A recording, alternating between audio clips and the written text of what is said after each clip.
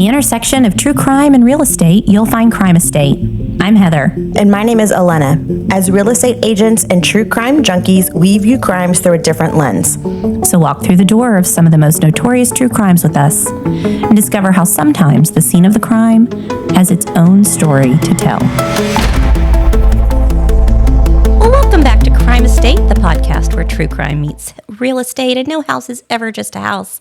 I'm Heather, and I'm joined as always by Elena and Melanie. Hey, ladies. Hey, how's it going? Good. Awesome.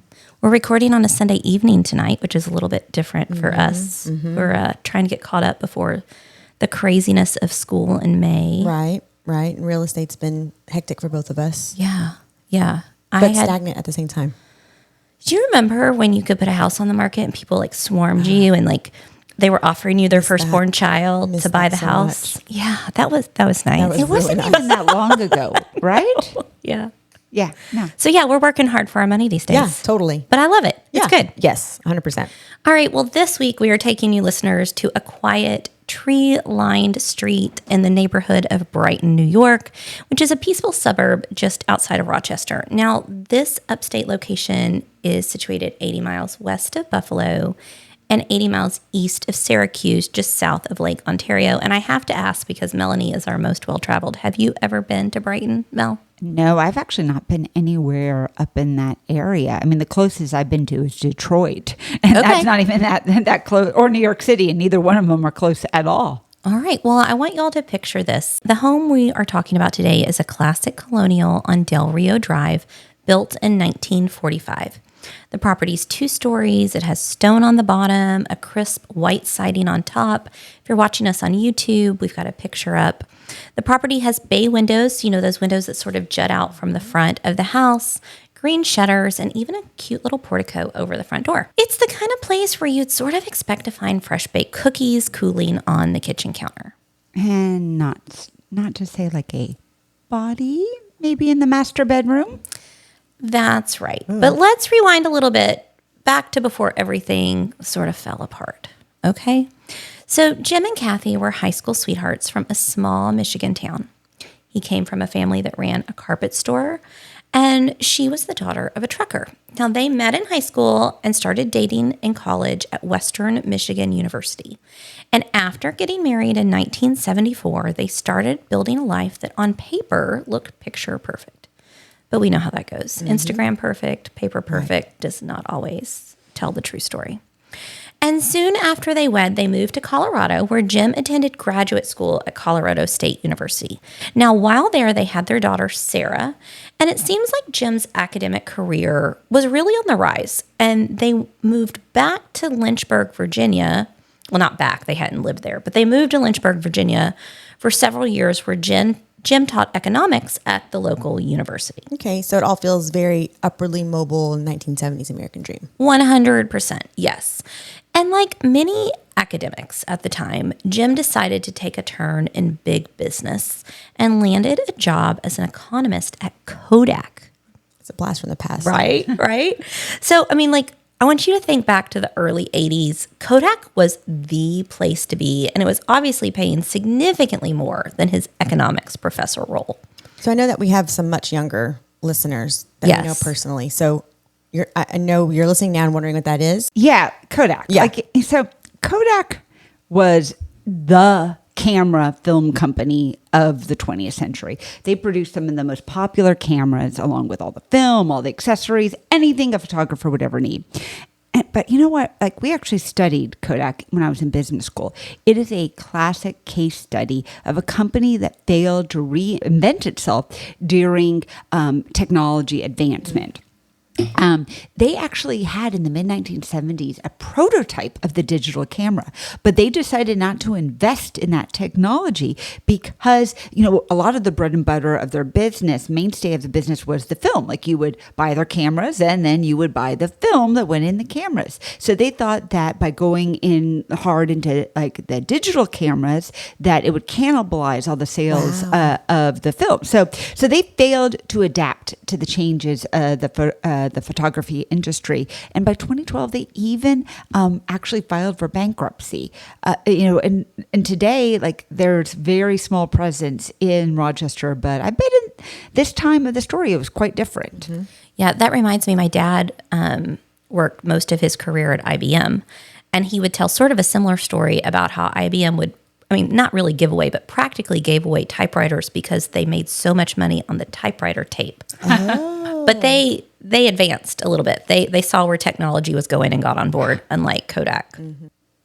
So the neighborhood they moved into was really popular with the upper-level employees at Kodak and other professionals in the area, such as doctors and lawyers. And with some financial help from Jim's parents, they bought into this neighborhood and the lifestyle that they thought it would bring. And the house they bought, like we said, it's sort of got that forever home vibe. You can still find the listing details. 3 bedrooms, 2.5 baths, a nice basement, hardwood floors, a sunroom, a fireplace, and even, get this, a Frigidaire flare oven. Like the pull-out one? Like Julia Child? That very one, yeah. And it wasn't long after they settled in that things started to unravel, it seems. On February 16th, 1982, just 3 days before the tragedy that I'm going to tell you about occurred, Kodak reportedly uncovered through a background investigation that Jim, despite what he had claimed, had never actually completed his PhD from Colorado State. Yikes. We've seen that before where secrets are uncovered and bad things start to happen. Right. I think people fear, like, who's going to know? I can't let this get out. Right. And they don't give it 3 days. It's a conversation we've been having off record. Like, just give everything 3 days and it gets better. Right. And they don't. This is bad. Okay. So, good foreshadowing, Elena. Cathy was reportedly, like, disillusioned with the whole move to the Rochester area. A neighbor attributed it to having moved in the fall and still being in the thick of, like, the upstate New York winter, which we totally get. Mel, you and I were talking about this. Like, it's like when people move to Dallas. Yeah. I always feel really bad when I hear somebody saying they're moving to Dallas, like in May or June or something like that. I'm like, oh God, you are going to be moving at the worst time period. Like, it's hard to fall in love with the area when it's burning hot outside, even if we know that it could be beautiful 70-degree days like we've had all weekend here. June and July, August, it's going to be hot. And I bet Rochester is the exact same way, but the opposite, that when you're in February in the middle of winter, it's hard to kind of wait to see what it's going to look like over the summer. Yeah. I think you're exactly right. And also, despite having a 2-car garage, the family only had 1 car, and Jim would take that car to work. So most days he left Cathy at home with a 3-year-old baby. No way to, like, get out and meet people or do anything. So, I could see how that would contribute to just, like, your feeling of aloneness and not really loving the new town. You're just sort of stuck. Mm-hmm. Yep. So on February 19th, 1982, in that lovely colonial on Del Rio Drive, something terrible did happen only 6 months after the family had moved to Brighton. The night before, the family ate dinner around 6:30 p.m., Jim ate meatloaf, and Cathy had tuna salad on lettuce. That sounds like a very late 70s, 80s dinner. Yes. Almost even 50s. Like, I feel like it's the 1950s housewife, and then she goes out and smokes so she's not hungry after. Yeah. I'm okay with getting some real food. Yeah, that's right. The family went to bed around 11 p.m. after watching TV, and Jim says that he left the house early that next Friday morning, sometime around 6:30, after letting out their golden retriever, Amicus, and then putting Amicus back in the basement. He was heading to his job at Kodak, and presumably it was just another work day. So he wasn't fired from Kodak? No, and I guess there's really at this point, like, not any real evidence that his job was in jeopardy. At least not, like, we don't even know if Cathy knew about this or not. He was not immediately fired. Okay. Now, whether they were going to do some more investigating, who knows? Gotcha. Okay. And it sounds like that not only did Cathy not know about the stuff going on at Kodak, she also didn't know that he hadn't finished his dissertation. He said that his dissertation had been returned to him after submission requesting edits, but he just hadn't completed the edits. So it sounds like there's some nuance to the story. Gotcha. Yep. And according to Jim, everything seemed really normal when he left the house that morning. Cathy, his wife of nearly 8 years at this point, was still in bed, and their 3.5-year-old daughter, Sarah, was asleep down the hall. But what happened between then and when he came back home from work? Well, that's the mystery that would haunt this neighborhood for decades, Elena. Dun, dun, dun, dun. I felt like I had to add a little color commentary. So Jim told investigators that he returned home just before 5 p.m., expecting to take Cathy to her podiatrist appointment. That's so normal. Yeah. I mean, and that gets back to it. The whole story, there's so much, normalcy for that time period. Yeah, absolutely. But when he got home, he noticed that the garage door was open, and he thought that was strange. And as he walked to the front door, he noticed something worse. A pane of glass had been shattered in the front door, and lying on the floor near the door was a maul. I guess that's like a heavy-duty axe. Okay. That was a new word I learned today. An axe. It's like our third axe. At least our third axe story. There's Velisca, Lizzie Borden. Wasn't there an axe involved in Frank Lloyd Wright, or am I making that up? There was fire. Oh, yes. Remember? Yeah. And as they ran out of the house, he was there with an axe as they came out of the burning house. And then that made me think of Wiley. Candy? Was there an axe? Was there? Oh, I feel like there might have been something like that. Okay. Yeah, because I remember the Valeska axe murders. You told that story, and that was like one of our first top 10 stories that we had told. It was more of a historic one, and we talked about like so random that somebody would die at an axe, because that seems like not something that we would have. But we kind of talked about like, back in the 1800s, people had axes because they needed to do firewood. Now, but still, it's odd to see, so many axe murders many years later. And this may come out later as we're talking, but it seems like this axe was at their house and it was something they used for firewood. I mean, we're in Rochester in the winter. Okay. So they may be like... Totally. So like I said, this axe did belong to them. It wasn't something that was left behind by an intruder. And Jim said that when he stepped inside, he called out for Cathy. I think that's pretty normal. And she didn't answer. So he ran upstairs to their bedroom. And that's when he found her. Cathy was lying in bed with the covers pulled up like she had never even gotten out of bed that morning. But an axe was buried in her skull. Dang. And their daughter? Yeah, so their daughter was okay. She was still in the house. Apparently, she was alone for what they presume was the entire day. 3 years old with her mom's body like just down the hall. Like, doesn't that break your mama heart? Ugh. So Jim picks up his daughter. He runs to a neighbor's house. Apparently he was like really pale and panicked. The neighbor told police later that he looked utterly terrified. And so the neighbor called 911. And within minutes, the Brighton police were swarming Del Rio Drive. And what they found like just didn't sit right with them. Technically, there were signs of a break-in in the house. There was the shattered glass. There was that heavy tool by the door. Some things had been knocked over. Cathy's purse was dumped out on the floor, and like a tea set was sort of scattered nearby. But nothing was missing. Nothing was missing. And like her jewelry was still there. The electronics were still untouched.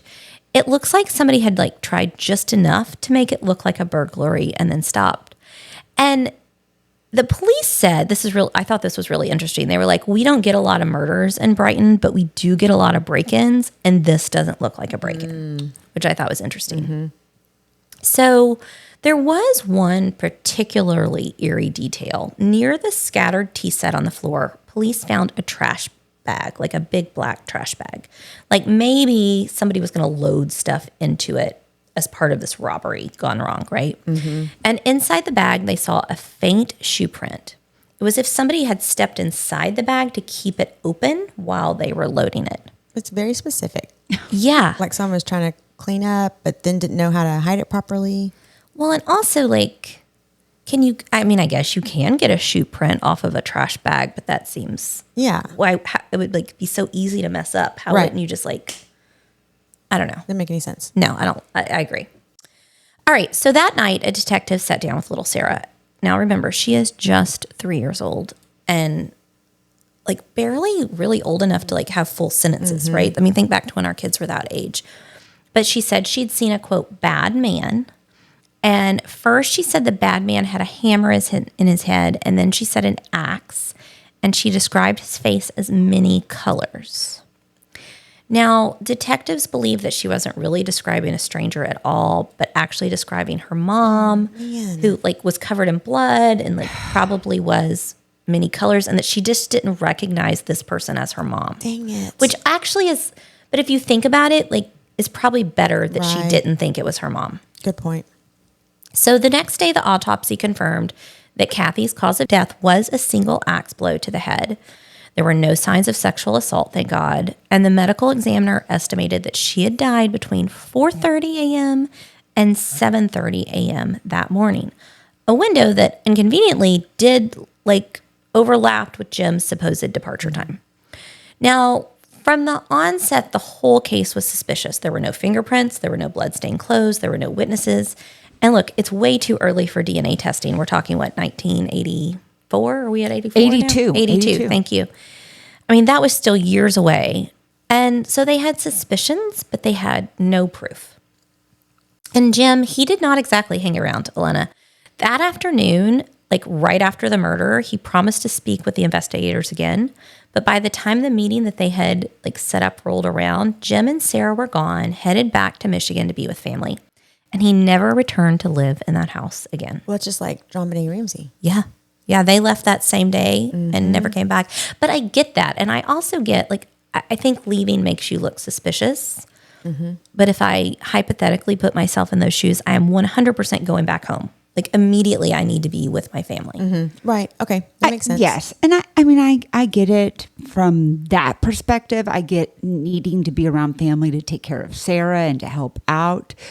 But I also would be completely vigilante, invested in who killed and like wanting to help with the police. Yeah. And so I can see one side, but I also think it's really weird that he left in the middle of the night to go back to Michigan and didn't wait around for at least the interviews with the police. Right. Yeah, and that's what happened with the Ramseys, too. They went back to Atlanta. Now, they had already had a trip planned, but that's where their family was. Right. And so they went back to be with family. And so, like I said, there are a lot of similarities between that case, but reports state that Jim was very difficult to meet with police afterwards.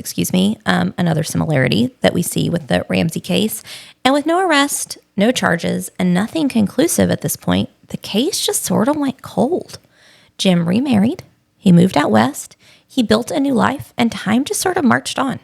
So, story over? Case closed? Yeah, case closed. Okay. Story over. Yeah. You've been around a little while. You know there's more to come. So this case was on pause for 40 years. Oh, my gosh. Which brings it back to today, essentially. Yeah. So for decades, the murder of Cathy Krauseneck remained one of Brighton's most chilling cases. There were, like I said, no arrests and no convictions. It was just a quiet street, a grieving family, and a file that was growing dustier by the year.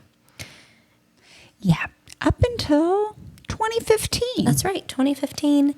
But Elena, before we get there, let's talk about the other guy. So there is a supposed like last minute twist that almost sent this whole thing spiraling in a different direction. In the late 1990s, a career criminal named Edward Larrabee came into the picture. The guy had done time for all kinds of violent crimes, assault, robbery, you name it. And before dying from ALS in prison, he did what some incarcerated men do when they know they're running out of time. He confessed to a murder. So, Cathy, this murder? Yes, this murder. But not at first. In a quote from CBC News, Larrabee, who was suffering from ALS, came up with a bucket list of a dying man. He wanted pizza, sandwiches, and he was angling for an agreement to be buried off of prison grounds. So in 2012, he confessed to the brutal Rochester murder of Stephanie Kupczynski, who had been brutally raped and murdered nearby in 1991. And with that attention received from that confession, he then contacted the FBI and claimed he was a serial killer, and he had also killed Cathy Krauseneck in 1982. He said he broke in, sexually assaulted her, and left her for dead. But that doesn't meld with what actually happened. It does not. You're right. He said that Cathy was a brunette, and she wasn't. He said she was heavy set, and she wasn't. And like I said, he described sexually assaulting her, but the autopsy found no signs of that. None. Yeah, so it was more fantasy than confession. And I'm guessing the police knew it pretty quickly. I think the police knew exactly what he was angling for. And it just didn't take long for authorities to rule him out. Although, interestingly enough, he had been out on parole in 1982 when Cathy was murdered. And they had actually questioned him about her death at that time. Yeah, he was a known real bad guy operating in the Rochester area. But when all this cold case stuff came up, it made investigators start thinking, well, if it wasn't this Larry guy, then who was it? And they kept coming back to Jim. So by 2015, Brighton's police chief at the time, Mark Henderson, he made a bold decision. He wanted to look at Cathy's murder with fresh eyes and with modern tools, namely DNA testing, behavior profiling, even like some digital forensics.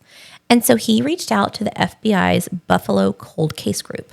He presented the entire case to them and handed over all of the original evidence, the photos, the reports, the autopsy files, to be digitized and reviewed. And this is one of those cases where it was good that they didn't start throwing things away. That sometimes, we see that, like where evidence is lost, but the evidence was still around. And I looked into this, and one of the first questions that really had haunted the investigators all the way from the beginning was, when exactly did she die? Because, that really was he like at work when other people saw him at work, or was she at home? Yeah, that window's everything, because Jim said he left work at 6:30. So if she died at 4:30, then he was there. If she died at 7:30, then he wasn't. And it just sort of seems like all signs continue pointing back to Jim. So that's when they brought in a big name, Dr. Michael Baden. Now, he is a forensic pathologist to the stars, overlapping in some of our other stories. He worked on the O.J. Simpson case. He also worked on the JFK assassination. He worked on the Jeffrey Epstein case. Yeah, let's be clear. He was the one who said that Jeffrey Epstein most likely died of homicide in jail and not a suicide. So he's a controversial person. Okay, but still respected in his field. Yes. Okay. That's some good filter and light to add to that conversation. So Dr. Michael Baden re-examined everything. And his conclusion was that Cathy likely died around 3:30 a.m. Which would put Jim back at the house before he left work. Absolutely. And that, combined with what investigators still believed was a staged burglary, finally gave prosecutors the push they needed. In late 2019, nearly 4 decades after Cathy's murder, Jim Krauseneck was indicted for her death. He turned himself in a week later, 67 years old, gray-haired, soft-spoken, and he entered a plea of not guilty. So where had he been for the last 40 years? Well, I'm glad you asked. So he led a really successful life. He did go on to marry 3 more times. And then he had eventually joined a subsidiary of a Fortune 500 company, Weyerhaeuser. Does that sound right? I don't know that I'm pronouncing that correctly. Sure.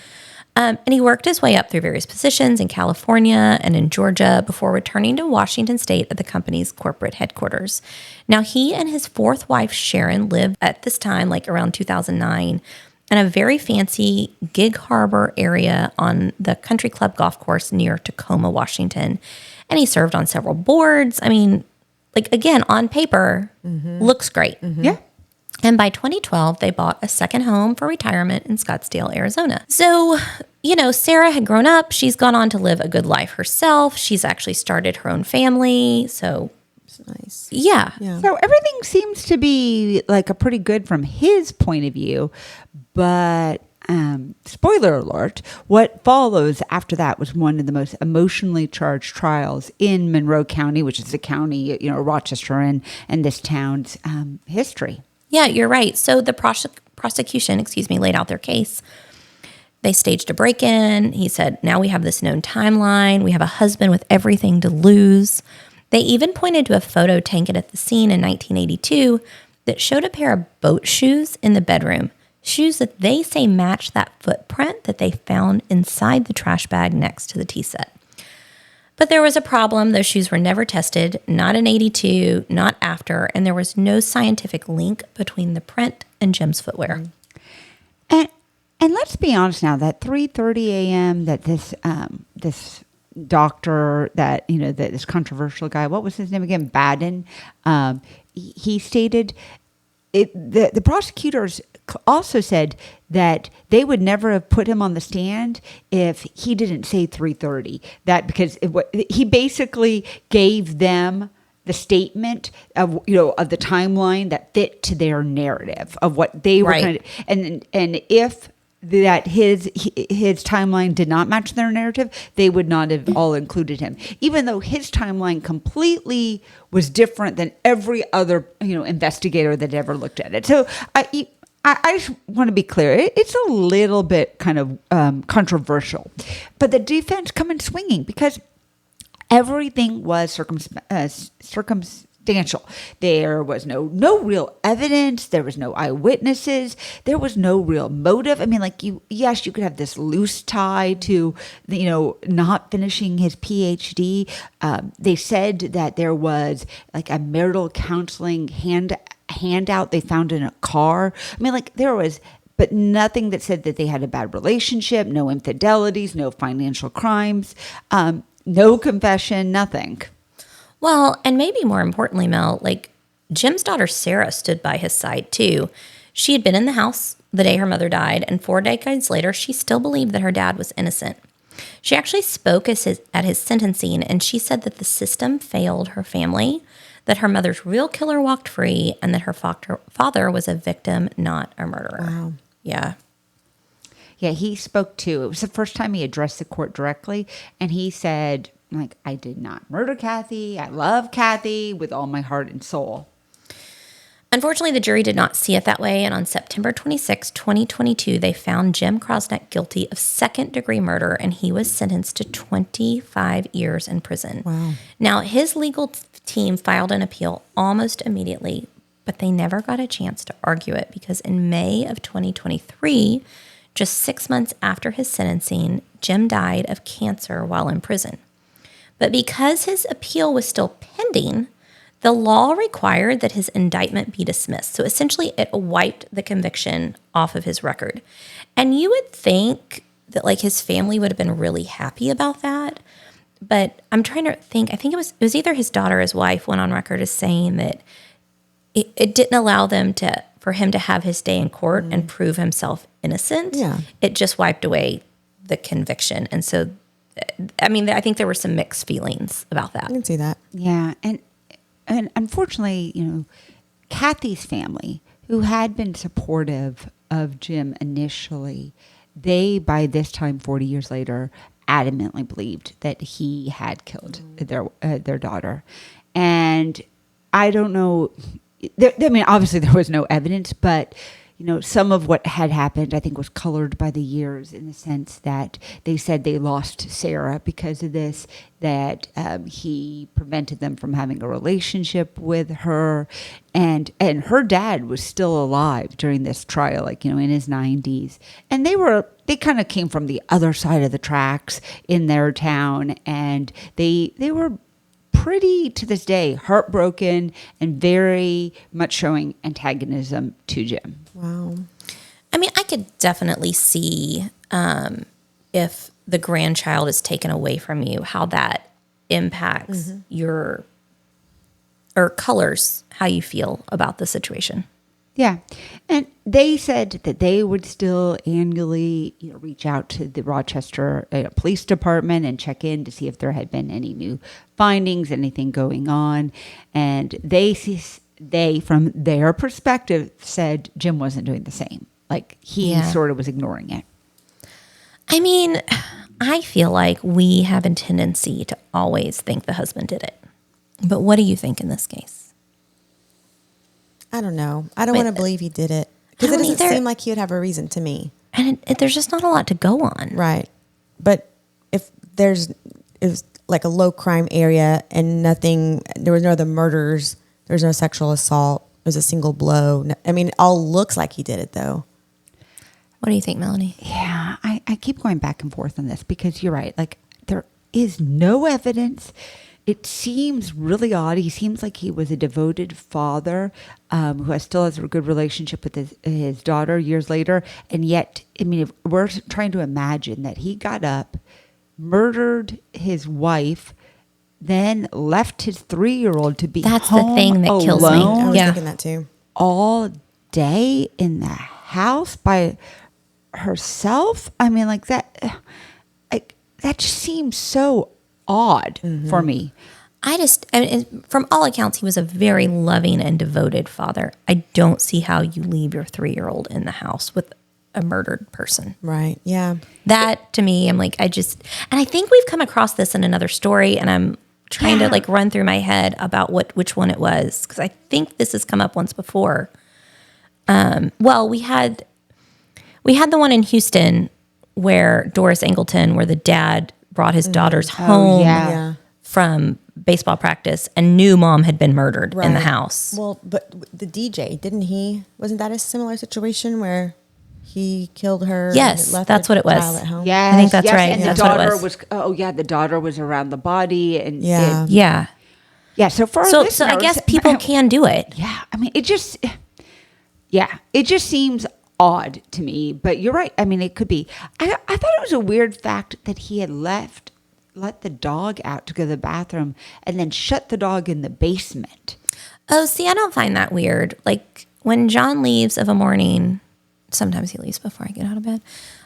He'll let the dog out and then put her in her crate so that she's not like disturbing the rest of the house. Okay. So it's more like I see that as being Okay. kind and helpful. Right. I also think though at 6:30 in the morning, when I had a 3-year-old, I mean, my kids were getting up. Like, Yeah. It was time to wake up. As much as I would like to think that I could sleep in, my 3-year-olds were wide awake. All right. Well, I have to ask the question of every episode: would you live there or would you list it? But before you answer, Okay. Melanie, I have some more information Oh, to okay. share with All right. you. And we discussed this offline. We were Okay. like, do we tell Alana first or do we tell Alana later? And we wanted Okay. you to know later. Oh, okay. Okay. I was looking up the house as one is apt to do. And by the way, the house is actually really cute. So cute. Like very like tall trees. You see pictures of it in the summer months, and then you see pictures with snow. It's a really cute neighborhood. But while I was seeing some articles, like it was like, oh, the Brighton axe murder house is up for sale, and this was from probably about 5-10 years ago. So it's been a while. And the house, by the way, has sold many times since then. But they were mentioning kind of some of the history of the house and the homeowners of the house prior to them. I'm not sure if it was right prior, but like within a couple of years of them buying the house, had both died in the house themselves. And the wife had actually died in that same bedroom that Cathy died in. And the story of that one was that the wife had come home, pulled into the attached garage and didn't turn the car off, and then they both died of carbon monoxide poisoning, which I was trying to picture how much carbon monoxide poison could have been to go like and kill her on the second story in the master Right. bedroom from an attached garage. Well, that is tragic I for mean, them. very tragic, Absolutely. yeah. A tragic accident. But I will say, bringing it back to real estate, one of the things I see a lot in older homes on inspection reports is that the door to your attached garage is not a metal door. If it's a wood door, it's a fire carbon monoxide Interesting. risk. And so they will flag that as not meeting code now. They want you to have a metal door separating your house from your garage. I knew about the fire. That's why we have it, but I didn't know carbon monoxide And I was it. think it. I don't know. Maybe I've I'm only heard speaking out fire. of turn. I mean, it makes sense because I just was like, wow, I guess I underestimated how much carbon monoxide could happen, that it could travel all the way into, a decent 2,000 square foot house. Yeah. Well, and electric cars have advanced a lot since I had my first hybrid many, many years ago. But when the lease came up on that, I was like, I can't have a hybrid right now because I would constantly go check to make sure I had turned it off because it was so quiet. I mean, I'm a little OCD, so this does not, Melanie's rolling her eyes at me. No, But I was just like, I was so paranoid. Like, did I turn the car off? Because you don't hear it running. So yeah, I mean, it's a valid concern. Oh, but yeah, we just were like, yeah. So would you live there? Would you list it knowing this? That actually changed because I was kind of like going back and forth, like, I don't know, but no. It's 2. It's 2 in the same. Yeah. Yeah. We were texting back and forth, and I was like, I bet this will influence her. I would list it, obviously. It looks like a really cute home in a great neighborhood. And it's New York. So remember, you don't have to disclose a death in New York unless you're like actually asked. Although at this point, it's very Googleable. If there's an article in your local newspaper saying the Brighton axe and murder house is up for sale, I feel like it might be hard to avoid. I looked. I couldn't. This was 40 years ago, so it's a little bit hard. So I couldn't find anything. But it has been bought and sold at least in the last 15 years. Like every couple of years, a new family moves in. But I also was surprised that the real estate market in what is still a nice area. The houses are cute. I think the latest house is like, 200,000, 250. I'm with you. When I was looking it up, I was like, wow, this seems like maybe we all should move to Rochester.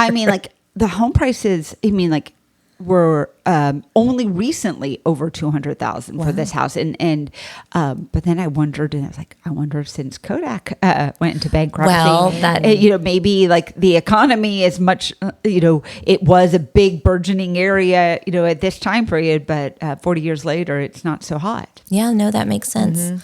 I would list it. I wouldn't live there. 2 is 2 different types of deaths.